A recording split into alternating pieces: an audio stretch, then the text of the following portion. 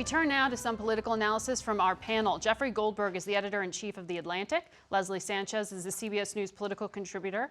Jamal Simmons is a host on Hill TV and also CBS News political contributor. And Jerry Seib is the executive Washington editor at The Wall Street Journal. It is great to have you all here. I want to get to the new poll numbers, but first, I think we need to digest some of what we just heard. We had two pretty substantial interviews. Jeffrey, the Chinese ambassador, at the tail end of our interview, said people in Xinjiang, China, are very happy. To be clear, the U.S. government says there are between 1 and 3 million Muslim minorities in camps. The Pentagon's called them concentration camps. Right. How do we, knowing that kind of denial of what is established fact, how do we understand everything he told us? Well, what you have to understand is that the Chinese government is lying about the nature of what's happening in these camps. When you take between 1 and 3 million people of a particular ethnic group against their will and concentrate them in prison camps for re-education, it seems like a fair thing to say that that's a concentration camp. The Chinese ambassador is arguing that the people are happy. I would simply suggest that you should let the international media in to these camps, and we'll go ask them ourselves. I will take them up on that. Yeah, I mean, we're on a panel road trip. Yes, there we go. It is. I wanted to make sure we didn't leave that there. Jerry, I want to pick up with you on some of what we heard from Senator Graham as well. That the president sent that tweet right as this show went on the air. It was directly aimed at one of our guests who he knew was going to be appearing. What did you make of what Lindsey Graham said he was willing to do and what the president seemed to be asking him to do? Well, I think, first of all, we're at kind of an awkward transition point here in which we're moving beyond impeachment and beyond the Mueller report potentially, but the president doesn't really want to. He wants some retribution. You saw that over the weekend with the firing of witnesses. And he wants to know who's the whistleblower, and he wants the Bidens investigated. And I think Lindsey Graham was saying, hold on, let's not go down that path. Don't turn me into the Republican Party's Christopher Steele, as he said here. And so I think you have the emergence of some tension within the Trump coalition about whether we really want to continue going down this path or whether maybe it's time to declare victory and move on. Leslie, I mean, doesn't that get back at the heart of what this impeachment inquiry was about, which was this question of things being aimed with taxpayer dollars at actually being part of a political opposition research arm rather than what they are officially called? Well, that's particularly the case with FISA, right? And the president has strong grounds to stand on when he was saying that there was an extension beyond what it should have been. But particularly, I think you have to look at it from a political lens. The president knows that there is a lot of, he called it witch hunts, he called it corruption, that he wants illuminated. He wants more transparency, and he's really relying on the Senate to do that. The independence, I know we talk about this.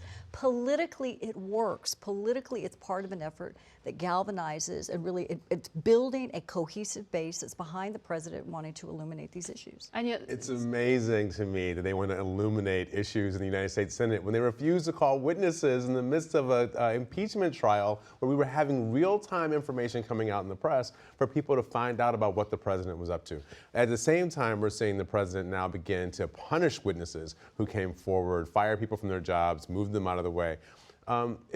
I think we're now seeing Donald Trump unleashed, and it is as frightening as people thought it might be. And you believe these investigations or calls for them will continue as long as Joe Biden stays in this presidential race? Oh, I'm sure. I'm sure it'll move on to someone else. And it may not be the Ukrainians, but they'll find somewhere else to go after Pete Buttigieg or Michael Bloomberg or whoever becomes the Democratic frontrunner.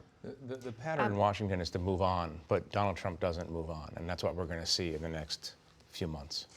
Joe Biden, we'll see how he fares on Tuesday, but he didn't really have a very good week, at least kind of rocky start, certainly out in Iowa. You know, he was thought to be at least in the top 3. And was a distant 4th. In our most recent Battleground Tracker numbers, I want to tell you the current rankings. Bernie Sanders, as we mentioned, top spot 29%, Pete Buttigieg 25%, 3rd, Elizabeth Warren at 17%, then Biden 12%, then Amy Klobuchar, 10%. And this survey in the field before the debate. So we'll see. These numbers are fluid. up in New Hampshire, where the poll was conducted. What do we make of this? I mean, Joe Biden's still in the 4th spot here, Jamal.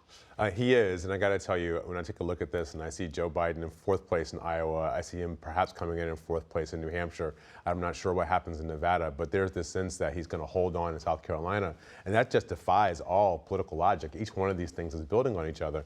I think the voters he's counting on, those older African-American voters in South Carolina, are paying attention to what's happening in these early states, and if he looks like they're with him because they think he's a winner, and if he's not winning, I'm not sure how they hold on to that. The other thing that we know here is that Elizabeth Warren seems to be overperforming her poll numbers, but with an organization. So that means she's probably in 3rd place. Maybe she comes up a little bit better.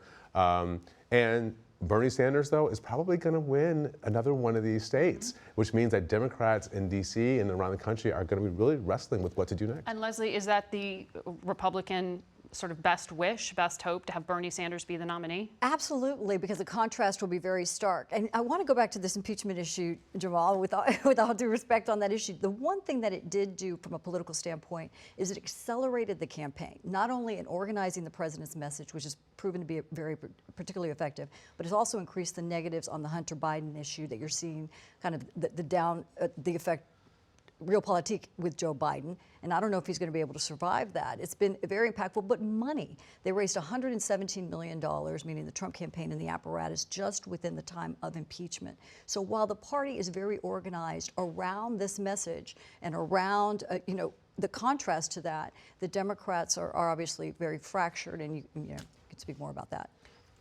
Jeffrey, the president essentially launched his own re-election on the floor of the state, giving the State of the Union address this week. Prior to that, he had the big Super Bowl ad. He seems to be making, I want you to weigh in on this too, Jamal, he seems to be making a push at trying to build support among minorities in particular. He thinks that that's winnable for him. He's really focused on that in his ads, and he was focused on it in his language at State of the Union. Right. He was not only launching his re-election campaign, it seemed like he was also launching a new reality TV show at the same time. It was an amazing thing to watch, for people who've watched State of the Union in the past. Yes, there's a very concerted effort to work on African-American votes. That's through various prison reform, judicial reform issues. He doesn't do terribly poorly with Latino males in some parts of the country. We've all said this in a million different ways. Take away Twitter from Donald Trump.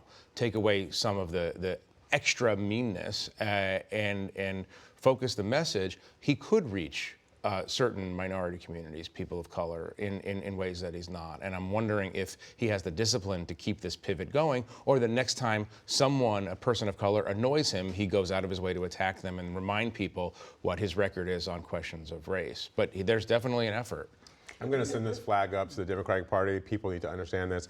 We talked to Terrence Woodbury, who's a young African-American pollster. He has been saying for months that he thinks Trump is going very hard at African-American men, particularly younger African-American men, Kim and Kanye West, ASAP Rocky getting out of Sweden, HBCU money. He's got a whole list of things the president has been doing.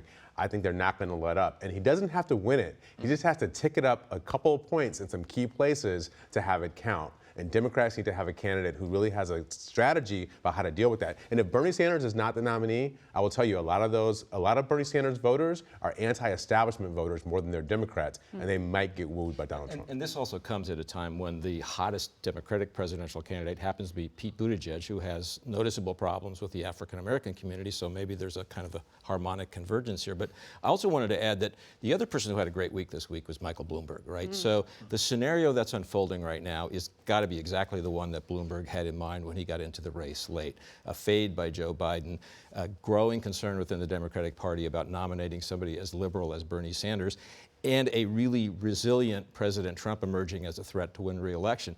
That's the Bloomberg formula, and it's all kind of fallen into place this week. So he's sitting on the sideline right now listening to everything we're talking about and saying, well, that was kind of my bargain when I got in. All right. Thanks to all of you for helping us digest it all. We will be right back.